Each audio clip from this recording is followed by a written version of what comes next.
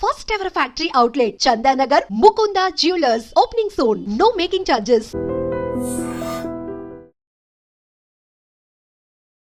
Hi guys, welcome to I dream. నేను మీ చాణక్య.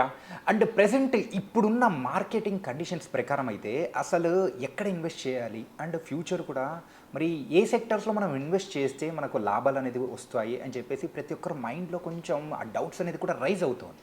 ఎందుకంటే అమెరికాలో జరుగుతున్న సంక్షోభం కానీ వేరే దేశాల మీద వేస్తున్న టారిఫ్స్ కానీ ఇవన్నీ చూస్తూ ఉంటే మార్కెట్ చాలా ఫ్లక్చువేట్ అవుతుంది. కాబట్టి మరి మన మైండ్లో ఉన్న డౌట్స్ అన్నీ క్లారిఫై చేయడానికి ఇప్పుడు మనతో పాటు కూడా మన పర్సనల్ ఫైనాన్షియల్ అడ్వైజర్ అయిన మరి సుభాష్ బాబు గారు మనతో పాటు ఉన్నారు. మరి సార్ అయితే ఏ సెక్టర్లో ఇన్వెస్ట్ చేస్తే మనకు మంచి రాబడి వస్తుంది అనేది కూడా తెలుసుకుందాం. Hi sir. హాయ్ అండి. ఎలా ఉన్నారు సార్? థ్యాంక్ యూ, ఫైన్, బాగున్నారు. యా సార్, ప్రజెంట్ ఇప్పుడు ఎవరైనా కానీ మార్కెట్లోకి అడుగు పెట్టాలన్నా ఇన్వెస్ట్ చేసింది తీయాలా వద్దా అనే లాట్ ఆఫ్ కన్ఫ్యూజన్స్. అండ్ ఇంకా ఏంటంటే ఇంకా రాబోయే కాలంలో ఏ సెక్టర్స్లో మనం ఇన్వెస్ట్ చేస్తే మనకు లాభాలు వస్తాయి అనేది కూడా మైండ్లో మెదులుతూ ఉన్నాయి సార్. ఓకే, సో దీనికి మీ సమాధానం ఏం చెప్తారు సార్? షూర్. ఇప్పుడు మనం గత ఆగస్ట్ సెప్టెంబర్ నుంచి ఇండియన్ మార్కెట్ బాగా డౌన్ టర్న్లో ఉంది, అంటే బాగా పడిపోతుంది, బాగా కరెక్షన్ బాగా అయింది. కొన్ని స్మాల్ మిడ్ క్యాప్స్ అయితే బాగా కరెక్ట్ అయిపోయింది. దాంతో చాలామందికి షాక్, తర్వాత డబ్బు నష్టపోవడం చాలా జరిగాయి. దానికి కారణం ఏంటంటే చాలామంది ఒక రీసెర్చ్ కానీ ఒక బ్యాక్గ్రౌండ్ లేకుండా ఇన్వెస్ట్ చేయడం. 10 రూపాయలు పెడితే వెంటనే 12-13 రూపాయలు లేపడం, ఆ నెక్స్ట్ డే. సో ప్రతి వాళ్ళే ఎక్స్పర్ట్స్ అయిపోయిన ఫీలింగ్ మార్కెట్ చాలా ఇచ్చింది. ఒక 3-4 ఇయర్స్ అందరికీ టైం ఇచ్చింది బాగా. సో అందరూ దే బికమ్ ఫండ్ మేనేజర్స్. వాళ్ళే ₹1,00,000 పెట్టేయడం, ఇన్వెస్ట్ చేయడం, ₹1,20,000 అయిపోవడం, అది తీసేసుకుని ఇంకా కొనేసి మళ్ళీ ఇన్వెస్ట్ చేయడం, అలా అవుతూ ఉండేది. కానీ వాళ్ళు ఫండమెంటల్స్ కానీ బేసిక్స్ కానీ చూడకుండా ఇన్వెస్ట్ చేయడంతో ఫైనల్గా అక్టోబర్ రాగానే మార్కెట్ ఎప్పుడైతే పడిపోయిందో, స్మాల్ మిడ్ క్యాప్స్ బాగా కరెక్షన్ అయిందో చాలామందికి చాలా నష్టం వచ్చింది, తీవ్ర నష్టం వచ్చింది వాడికి. దానికి సగం కారణం వాళ్ళే అని మనం చెప్పుకోవాలి. మార్కెట్స్ ఎప్పుడు ఇలాగే ఉంటాయి. And up down is markets nature బేసిక్గా. ఎవ్రీ టైం అది పైకి వెళ్తూనే ఉండదు మార్కెట్. సో ఇప్పుడు యాక్చువల్ చెప్పాలంటే అన్ని సెక్టర్స్ వర్త్వెల్ ఇన్వెస్టింగ్. ఎందుకంటే మార్కెట్ బాగా లోలో ఉన్నాం ప్రస్తుతం. మన ప్రీవియస్ ఇండెక్స్ కంటే ఇప్పుడు చాలా తక్కువలో ఉన్నాం. కానీ మన ట్రంప్ టారిఫ్ అనౌన్స్ చేసినప్పుడు మార్కెట్ పడిన తర్వాత ఇప్పుడు మార్కెట్ ఆ కరెక్షన్ రిలీజ్ చేస్తే మనం, అంటే ట్రంప్ ఎప్పుడైతే అనౌన్స్ చేయకముందు ఏ కండిషన్ ఉన్నా ఆ కండిషన్ వెళ్ళిపోయాం మనం. మిగతా మార్కెట్స్ అక్కడ కూడా వెళ్ళలేదు గ్లోబల్గా. ఇండియా ఒక్కటే మార్కెట్ గ్లోబల్గా. ట్రంప్ అనౌన్స్ చేసిన తర్వాత టారిఫ్ ఆ దెబ్బకి మార్కెట్స్ పడిన తర్వాత ఇండియా ఒక్క కంట్రీ ఎకానమీ మళ్ళీ రికవర్ అయింది ఆ ప్రీ ట్రంప్ లెవెల్కి. అంటే ప్రీ అక్టోబర్లోకి ఇంకా వెళ్ళలే ఇంకా మనం. బాగా గ్యాప్ ఉంది వెళ్ళడానికి. అంటే వేరే దేశాలతో కంపేర్ చేసుకుంటే మనకు వచ్చిన నష్టం తక్కువే, అండ్ దాంతోపాటు రికవర్ అవుతున్న పర్సంటేజ్ అనేది కూడా ఎక్కువగా ఉంది. ఎగ్జాక్ట్గా చెప్పారు మీరు. సో మన ఫ్యూచర్ చాలా బ్రైట్గా ఉన్నాం. ఇప్పుడు కూడా మనం జాగ్రత్తగా మనం స్టడీ చేసి మార్కెట్ ఇన్వెస్ట్ చేసుకుంటే that is more sensible approach అని అనుకోవాలి. లేకపోతే అది గ్యాంబ్లింగ్కి ఈ ఇన్వెస్ట్మెంట్కి తేడా ఎక్కువ కనపడదు. మనం ఎక్కడ పడితే అక్కడ పెట్టేసి డబ్బు రాలేదు పోయిందని చెప్పి మనం బాధపడడం కంటే కొన్ని కీ సెక్టర్స్ ఇప్పుడు బాగా ప్రామిస్ చూపిస్తున్నాయి. ఇండియన్ ఎకానమీ మనం వీఆర్ డూయింగ్ క్వైట్ వెల్. 6.57 అనుకున్నాం, ఇప్పుడు 6.25 దాకా వచ్చాం. But still we're the number 1 economy in the world. మన గ్లోబల్గా మన ఫాస్టెస్ట్ గ్రోయింగ్ ఎకానమీగా ఉన్నాం మనం. ఇంకొక పాయింట్ ఏమిటంటే ట్రంప్ టారిఫ్స్ ఎఫెక్ట్ మన మీద తక్కువ ఉండే అవకాశం ఎక్కువ ఉంది. అంటే మన మీద ప్రెషర్ తక్కువ ఉంటుంది, టారిఫ్ ఇంపాక్ట్ మన మీద తక్కువ ఉంటుంది. అది చైనా మీద ప్రెషర్ వల్ల మనమే బిజినెస్ వస్తుందా, మన ఆ బిజినెస్ని తీసుకుని మనం దాన్ని వాడుకోగలమా, మన ఎక్స్పోర్ట్స్కి మన కామర్స్కి అనేది మన మీద ఆధారపడి ఉంటుంది. బట్ ఆపర్చునిటీ అయితే బాగా మనకి మంచి ఆపర్చునిటీ దొరికింది కూడా ఇప్పుడు మనకి. ఇప్పుడు అక్కడ నియర్ బై బంగ్లాదేశ్ అవ్వచ్చు, థాయిలాండ్, లావోస్, వియత్నాం ఇవన్నీ కూడా ఎక్స్పోర్ట్స్ బాగా చేస్తాయి, టెక్స్టైల్స్ గార్మెంట్స్ టు యూఎస్. వాటి మీద చాలా సివియర్ టారిఫ్ ట్రంప్ వేసాడు. ఆ దేశాలు బాగా రీల్ అవుతున్నాయి ప్రెషర్లు. ఆ బిజినెస్ మనకు వచ్చే అవకాశం చాలా ఎక్కువ ఉంది. సో ఇవన్నీ చూస్తుంటే మనకి మంచి ఆపర్చునిటీ కనిపిస్తుంది. ఈ స్మాల్ క్యాప్ ఫండ్స్ విషయానికి వచ్చేటప్పటికి దాని కరెక్షన్ అయితే వేరే దానితో కంపేర్ చేసుకుంటే చాలా ఎక్కువ ఇంపాక్ట్ అనేది కూడా పడింది కదా సార్. కరెక్ట్. అంటే ఇప్పుడు వచ్చే ఎవరైనా ఇన్వెస్ట్ చేయాలనుకుంటే ఆ స్మాల్ క్యాప్ ఫండ్స్లో ఇన్వెస్ట్ చేయాలంటే కూడా కొంచెం భయపడతారేమో అనిపిస్తుంది సార్. అవును, భయపడాలి కూడా. ఎందుకంటే small cap by nature is like that. అది హిట్ ఆర్ ఫట్లా ఉంటుంది స్మాల్ క్యాప్ అప్రోచ్. హిట్ అయితే 6 లేకపోతే 0 అయిపోయే లెవెల్లో ఉంటుంది స్మాల్ క్యాప్. అంటే రఫ్గా క్రూడ్గా చెప్పాలి అంటే స్మాల్ క్యాప్స్ అంటే ఏమిటి, చిన్న కంపెనీలు. చిన్న కంపెనీ అంటే 1000 కోట్ల కంపెనీ చిన్న కంపెనీ అంటే మార్కెట్ పెద్ద మార్కెట్ పర్స్పెక్టివ్లో. ఆ చిన్న కంపెనీస్కి వాళ్ళ ఫైనాన్సెస్ కానీ క్యాపిటల్ కానీ వాళ్ళ నాలెడ్జ్ బేస్ కానీ వాళ్ళ కాంపిటేటర్స్ వాళ్ళ మార్కెట్ డైనమిక్స్ అవన్నీ చూసుకుంటే ఆ కంపెనీ సర్వైవ్ అవుతుందా గ్రో అవుతుందా అనేది 50-50 లెవెల్లో ఉంటాయి చాలా కంపెనీలు. ఓకే. ఆ ప్రమోటర్స్ కూడా వాళ్ళకి షార్ట్ టర్మ్ వ్యూలో గబుకుని పెట్టేసి రేపు ఎగ్జిట్ అయిపోయి అలాంటి కంపెనీస్ పెడితే మనకే నష్టం అది. సో దానికి కూడా అప్రోచ్ ఉంది. సో ఇప్పుడు ప్రస్తుత పరిస్థితుల్లో లార్జ్ క్యాప్లు పెట్టడం అనేది చాలా శ్రేయస్కరం మనకి. ఒక ఏడాది 2 ఏళ్ళ పాటు లార్జ్ క్యాప్లో ఉండడం, రిటర్న్స్ మేబీ 10-12% వస్తే you should more than happy. Returns ఎవరు గ్యారంటీ చేయలేరు మన మార్కెట్స్లో, కానీ ఆ 10% returns you should go back home very with happy face. ఇవి కాకుండా మన ప్రస్తుతం సెక్టర్స్లో ఈవీ ఎలక్ట్రిక్ వెహికల్స్ మీద చాలా ఫోకస్ ఉంది గ్లోబల్గా, ఇండియాలో కూడా మనకి.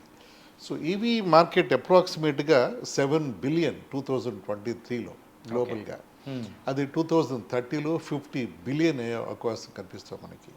డ్రాస్టిక్ గ్రోత్ అనేది కూడా కనిపిస్తుంది. ఎస్ చాలా డ్రాస్టిక్ గ్రోత్ ఉంది. అది చాలా ఎమర్జింగ్ సెక్టర్ అది. అంటే ఇంకో 7-8 ఏళ్ళలో పోనీ 30 కాకపోయినా 32-33 $50 బిలియన్. దాంట్లో మనం దాదాపు 30% ఇండియా దాన్ని చేస్తాం మార్కెట్లో మనం 30% బిజినెస్ ఎక్స్పెక్ట్ చేస్తాం మనం.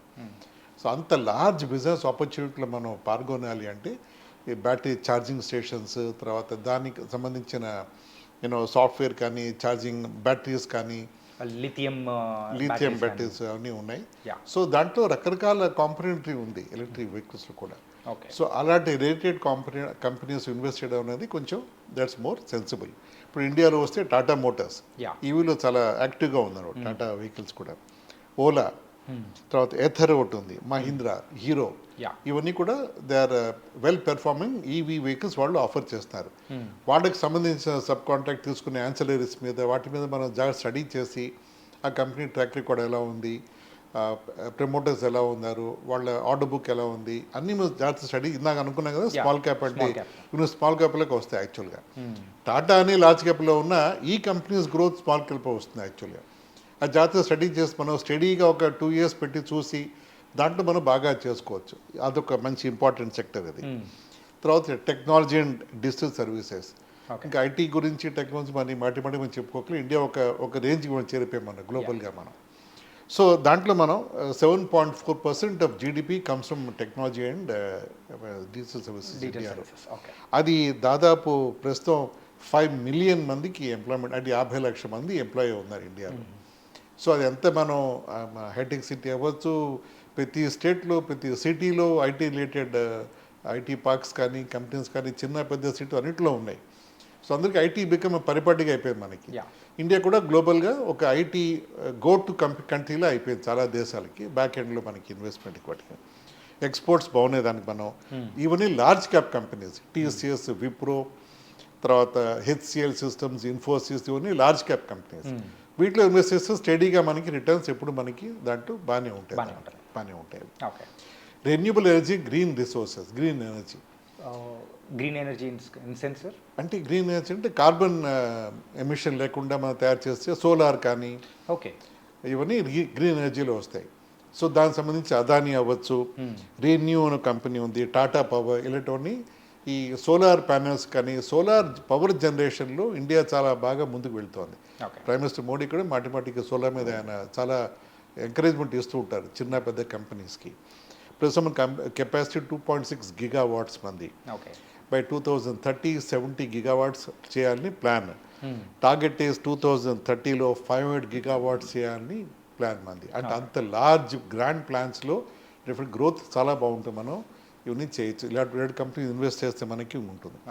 తర్వాత health care and e commerce. Health care ఎలాగ ఎప్పుడు మనకి ఇండియాలో హెల్త్ అవేర్నెస్ ఎక్కువగా ఉంది. దాంతోడు డయాబెటీస్ అవ్వచ్చు, క్యాన్సర్ అవ్వచ్చు, ఇలాంటివి అన్ఫార్చునేట్గా మన సొసైటీలో ఎక్కువ ప్రబలం వింటున్నాం కూడా. దానికి కావాల్సిన కేర్, దానికి కావాల్సిన medical research, drugs, pharma, hospitals, health care, ఈ అన్నీ మొత్తం స్పెక్ట్రమ్లో మనం ఇన్వెస్ట్ చేయడంలో there is lot of meaning behind it. అలాగే quick commerce and e commerce. సరే ఇంకా ఈ బ్లింకిట్, ఫ్లిప్కార్ట్, అమెజాన్, జొమాటో, ఇవన్నీ కూడా మనకి పరిపాటిగా డైలీ మనం వాటిలో ఏదో ఒకటి ఆర్డర్ చేయడం తెచ్చుకోవడం జరిగిపోతుంది. ఆ గిగ్ వర్కర్స్ అంటే వాళ్ళు అంటే వాళ్ళు తక్కువ వర్కర్స్ అయినా వాళ్ళకి మనం చాలా హెల్ప్ చేస్తాం మనం. Yeah. You should always be thankful to them. వాళ్ళు ఇంత ఎండ అవ్వచ్చు, లేకపోతే వాన్ అవ్వచ్చు, వింటర్ అవ్వచ్చు, they are always doing they job. ఎంత ఆడ్ టైంలో అయినా మనం 2 minutesలో వచ్చేస్తుంది అంటే వాళ్ళ వల్లే వస్తుంది. ఆ బిజినెస్ చాలా గ్రో అవబోతుంది. క్విక్ కామర్స్ అంత అలవాటు పడిపోయాం ఆ కైండ్ ఆఫ్ బిజినెస్ మనం ఏంటంటే టైవన్ సిటీస్లో మెయిన్గా మనం చూసే ఈ గిగ్ వర్కర్స్కి సంబంధించిన సర్వీసెస్ ఇప్పుడు టై 2 సిటీస్లలోకి అండ్ టౌన్స్లలో కూడా వాళ్ళ ఒక అంటే వ్యాప్తి అనేది కూడా చెందుతూ ఉన్నారు. ఆ సర్వీసెస్ అనేది కూడా ప్రొవైడ్ చేస్తున్నారు కాబట్టి in coming days employment wise అయినా కానీ వైడ్ రేంజ్లో కూడా ఆ సర్వీసెస్ని కూడా ఇస్తారేమో అనిపిస్తుంది. కరెక్ట్ న్యాచురల్ ప్రోగ్రెషన్ అది. అంటే మేజర్ సిటీస్ నుంచి Tier 2 సిటీస్, దాని తర్వాత మేబీ టౌన్స్, తర్వాత విలేజెస్కు వెళ్ళిపోతారు యాక్చువల్గా వీళ్ళు. ఓకే, సో అది న్యాచురల్ ప్రోగ్రెషన్ యాక్చువల్గా.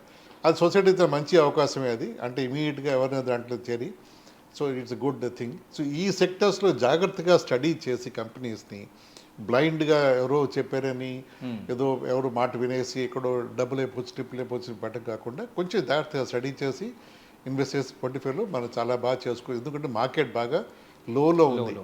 లోలో ఉండిపడి జాగ్రత్తగా ఆచితూచి ఇన్వెస్ట్ చేస్తే కెన్ హిట్ గోల్డ్ జాక్పాట్.